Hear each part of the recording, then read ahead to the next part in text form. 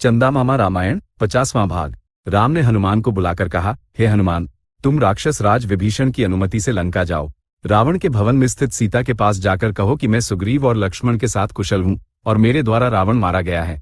वो क्या कहती हैं, ये जानकर लौट आओ। हनुमान ने लंकापुरी में प्रवेश किया। रावण के भवन जाकर वहां एक वृक्ष के नीचे राक्षसी स्त्रियों के मध्य दुख की देवी के समान बैठी हुई सीता के समीप जाकर अपना नाम बताकर विनीत होकर खड़े हो गए। सीता ने उन्हें तत्काल नहीं पहचाना। जब वे उन्हें पहचानकर शांत हुई तब हनुमान ने इस प्रकार कहा, हे वैदेही, सुग्रीव और लक्ष्मण सहित राम कुशल हैं। विभीषण की सहायता और वानर सेना के साथ उन्होंने शत्रुओं का वध कर दिया है। उनका कार्य सिद्ध हो गया है। रावण की मृत्यु हो गई है, लंका वश में है। अब तुम रावण के यहाँ रहते हुए भी विभीषण के संरक्षण में हो, इसलिए तुम्हें कोई भय नहीं है। तुम सुखपूर्वक रह सकती हो। विभीषण तुमसे मिलने आएंगे। राम ने मुझसे तुमसे ये कहने के लिए कहा है।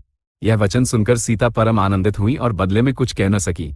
जब हनुमान ने पूछा, क्या सोच रही हो, मुझसे क्या कहोगी, तब उन्होंने गदगद स्वर में कहा, ये शुभ समाचार सुनकर मेरे मुख से शब्द नहीं निकल रहे हैं। मैं तुम्हारी प्रशंसा कैसे करूं, यह मुझे ज्ञात नहीं है। तुम्हें देने योग्य उपहार तो तीनों लोकों में भी दिखाई नहीं देता। उन्होंने कहा, हे माता, अशोक वाटिका में आपको अनेक दुर्वचन कहने वाली इन राक्षसी स्त्रियों को मैं घोर यातना देकर खंड खंड कर देना चाहता हूँ। मुझे अनुमति दे। हनुमान ने कहा, हे पुत्र, ये रावण की दासियां हैं। यदि ये स्वामी की आज्ञा का पालन न करें तो दंड पाएंगे। इन पर क्रोध करना उचित नहीं है। किसी जन्म में किए गए पापों के फल स्वरूप ही मैंने इन कष्टों को भोगा है। इन राक्षसी स्त्रियों का कोई दोष नहीं है। यदि दोष हो भी तो सज्जन क्षमा कर देते हैं। ऐसा कौन है जिससे अपराध नहीं होता। सीता ने कहा, हे माता, तुम हर प्रकार से राम के योग्य पत्नी हो। राम से जाकर मुझे क्या कहना है। हनुमान ने पूछा, मैं अपने पति के दर्शन करना चाहती हूँ। सीता ने कहा, तुम निश्चित ही राम के दर्शन करोगी। ये कहकर हनुमान राम के पास लौट गए। उन्होंने राम से कहा, शोक निमग्न सीता के समीप जाओ और उनसे भेंट करो। आपको विजय प्राप्त हुई। ये सुनकर वे बहुत प्रसन्न हुई। वे आपके दर्शन की अभिलाषा रखती हैं। राम के नेत्र सजल हो गए। उन्हें समझ नहीं आ रहा था कि क्या करें। सीता दीर्घ काल तक रावण के पास रहीं। उन्हें स्वीकार करने पर अपयश होगा। निर्दोष का परित्याग करना त्रुटि होगी। उन्होंने विभीषण की ओर मुड़कर कहा, तुम सीता को भली भांति स्नान कराकर, शरीर पर चंदन का लेप लगाकर, आभूषणों से अलंकृत कर शीघ्र यहाँ ले आओ। विभीषण ने जाकर अपनी स्त्रियों के माध्यम से सीता को यह संदेश दिया। सीता ने कहा कि वे स्नान किए बिना ही अपने पति के दर्शन करना चाहती हैं, किंतु विभीषण ने कहा कि जैसा राम ने कहा है वैसा ही करना उचित होगा। स्त्रियों ने सीता को अभ्यंग स्नान कराया, शरीर पर लगाए जाने वाले सभी लेपों को लगाया, उत्तम आभूषण पहनाए, सुंदर वस्त्र धारण कराए और उन्हें उत्तरीय से ढंग दिया।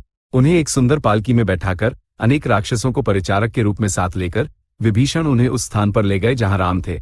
सीता को कैसे स्वीकार करें या कैसे त्यागें, इस द्विविधा में पड़े राम के पास जब विभीषण ने आकर कहा कि वे सीता को ले आए हैं, तब सीता पुनः दृष्टिगोचर होंगी, इसका आनंद भी हुआ। उन्होंने विभीषण से कहा, सीता को मेरे सम्मुख लाओ। विभीषण की आज्ञा पर सैनिकों ने वहां एकत्रित वानरों को दूर हटा दिया। राम ने विभीषण से कहा, तुम इन सब लोगों को दूर क्यों हटा रहे हो। ये पराये नहीं हैं, ये मेरे अपने हैं। विपत्ति के समय, स्वयंवर में, विवाह और यज्ञ आदि अवसरों पर स्त्रियां जनसमूह के मध्य आ सकती हैं। ये युद्ध क्षेत्र है। सीता मेरे वियोग से दुखी हैं, अतः इस समय ये सब लोग उन्हें देख सकते हैं। विभीषण सीता को राम के सम्मुख ले आए। राम द्वारा कहे गए वचनों में स्नेह का अभाव देखकर लक्ष्मण, सुग्रीव और अन्य लोग दुखी हुए। लज्जा से सिमटी हुई सीता राम के सम्मुख आए। उनके पीछे विभीषण आए। इतने लोगों के सामने मुख दिखाने में असमर्थ सीता ने अपने वस्त्र से मुख ढक लिया और राम की ओर देखते हुए खड़ी रहीं। राम ने सीता की ओर देखकर अत्यंत कठोर वचन इस प्रकार कहे, हे सीते, एक पराक्रमी पुरुष के लिए जो उचित है वही कार्य मैंने किया है। शत्रु को मारकर मैंने तुम्हें प्राप्त कर लिया है। शत्रु ने मेरा जो अपमान किया था उसे मैंने पहुंच दिया है। मेरा श्रम सफल हुआ, मेरी प्रतिज्ञा पूर्ण हुई। सुग्रीव का प्रयास और विभीषण का प्रयास सफल हुआ, किंतु ये सब मैंने तुम्हारे लिए नहीं किया, अपने कुल को लगे कलंक को मिटाने के लिए किया है। मुझे तुमसे कोई प्रयोजन नहीं है। तुम अपनी इच्छानुसार कहीं भी जा सकती हो। मैं ये बात भली भांति सोच समझकर कह रहा हूँ। कोई भी स्वाभिमानी पुरुष उस स्त्री को पुनः स्वीकार नहीं करेगा जो दीर्घ काल तक अन्य पुरुष के पास रही हो। जिसके पास रहकर तुम्हारा भरण पोषण हो सके उसके पास रहो। चाहे लक्ष्मण या भरत या वानर राज सुग्रीव या राक्षस राज विभीषण तुम्हारा भरण पोषण करें। जहां तुम्हें सुख का अनुभव हो वहीं तुम रह सकती हो। इतने समय तक पति के वियोग में तड़पकर अंततः उनके मुख से अमृत तुल्य वचन सुनने की आशा रखने वाली सीता ऐसे वचन सुनकर सिर से पांव तक कांप उठी और अश्रु बहाने लगी। उनके मुख से उन्होंने कभी ऐसे शब्द नहीं सुने थे, अतः अपमान से उनका सिर और भी झुक गया।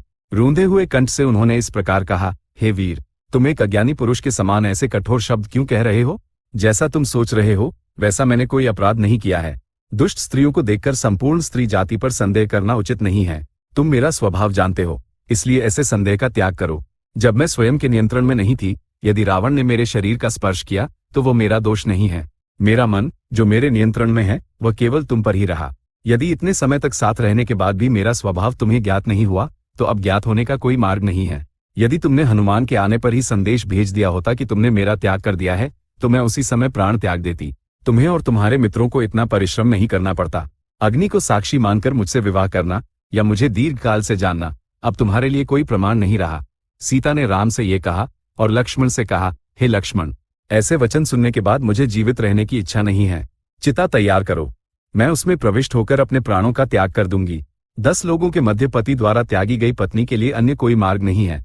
लक्ष्मण ने अत्यंत दुखी होकर राम के मुख की ओर देखा।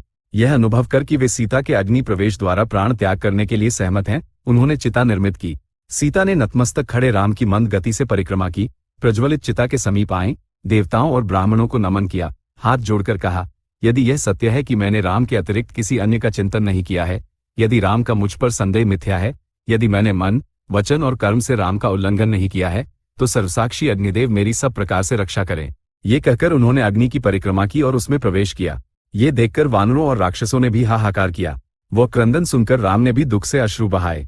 तभी कुबेर, यम, इंद्र, वरुण, शिव और ब्रह्मा प्रकाशमान दिव्य विमानों में लंका आए और राम के समीप पहुंचे।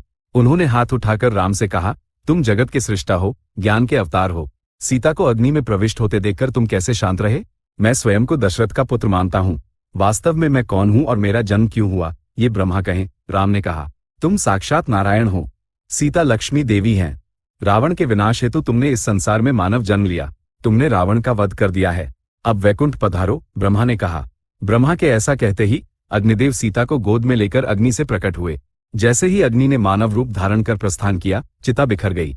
अग्नि ने सीता को राम को सौंपा और कहा, ये रही तुम्हारी सीता। यह निष्पाप है। इसका मन एक क्षण के लिए भी तुम्हारे अतिरिक्त किसी और के पास नहीं गया। इसके मन को बदलने के लिए रावण ने बहुत प्रयास किए, परंतु वे सफल नहीं हुए। अतः इसे स्वीकार करो। यह मेरी आज्ञा है। सीता पवित्र है, यह मैं जानता हूँ, किंतु लोक मर्यादा को मानकर इसके अग्नि प्रवेश के समय मुझे शांत रहना पड़ा, अन्यथा लोग मुझे कामासक्त कहते। परम पावन सीता का रावण क्या बिगाड़ सकता था? अब सीता निर्दोष है, ये तीनों लोगों को ज्ञात हो गया है। मैं इसे अवश्य स्वीकार करूंगा, राम ने कहा। तभी शिव ने राम से कहा, हे राम, देखो, स्वर्ग से तुम्हारे पिता दशरथ विमान में आए हैं। उन्होंने अपने वचन को सत्य सिद्ध किया, इसलिए उन्हें इंद्रलोक प्राप्त हुआ। राम और लक्ष्मण ने विमान में आए दशरथ को नमन किया। दशरथ ने राम को हृदय से लगाकर कहा, हे पुत्र, तुमसे अलग होकर मुझे स्वर्ग के सुख भी तृप्त नहीं कर पाए। तुम्हें वन भेजने और कैकेयी के वचनों ने मुझे बहुत दुखी किया, किंतु मुझे ज्ञात हुआ कि तुम्हारे राज्याभिषेक में विघ्न देवताओं ने ही डाला था ताकि रावण का विनाश हो सके। तुम्हारा 14 वर्ष का वनवास समाप्त हुआ। अब तुम अयोध्या जाकर राज्य संभालो। तुम्हें देखकर कौशल्या बहुत प्रसन्न होंगी। उन्होंने लक्ष्मण और सीता को भी कुछ उपदेश दिए। दशरथ के स्वर्ग लौटने के बाद इंद्र ने राम की प्रशंसा की और कोई वर मांगने को कहा। राम ने युद्ध में मारे गए सभी वानरों और भालुओं को पुनः जीवित करने का वर मांगा। इंद्र ने वैसा ही किया। मृत वानरों को पुनः जीवित होते देखकर सभी आश्चर्यचकित हुए। फिर देवताओं ने विदा ली। राम उस रात्रि सुखपूर्वक सोए। अगले दिन विभीषण ने आकर राम को स्नान करने और आभूषण व वस्त्र धारण करने की विनती की। ये सब सुग्रीव आदि के लिए करो। 14 वर्ष पूर्ण होने के अगले दिन यदि मैं नहीं लौटा तो मेरा भाई भरत प्राण त्याग देगा। वह अपनी बात का पक्का है। ऐसे में मेरे लिए स्नान और आभूषण किस काम के? मुझे तत्काल अयोध्या पहुंचना है। राम ने कहा, मैं तुम्हें एक ही दिन में पुष्पक विमान से अयोध्या पहुंचा दूंगा। कुबेर के यहाँ से आने पर भी मैंने वह विमान तुम्हारे लिए ही संभाल कर रखा था। तुम मेरी सेवा स्वीकार करो, यही मेरी प्रार्थना है। विभीषण ने कहा, तुम्हारी भक्ति ही मेरे लिए पर्याप्त है। मेरा मन भरत और माताओं से मिलने के लिए व्याकुल है। मेरा वनवास पूर्ण हुआ। भरत ने कठिन प्रतिज्ञा की है, मैं यहाँ कैसे रुक सकता हूँ? तुम्हारा दिया ये पुष्पक विमान मेरे लिए सहस्र गुना मूल्यवान है। राम ने कहा। चंदामामा रामायण 50वां भाग संपूर्ण। अधुना स्वस्ति।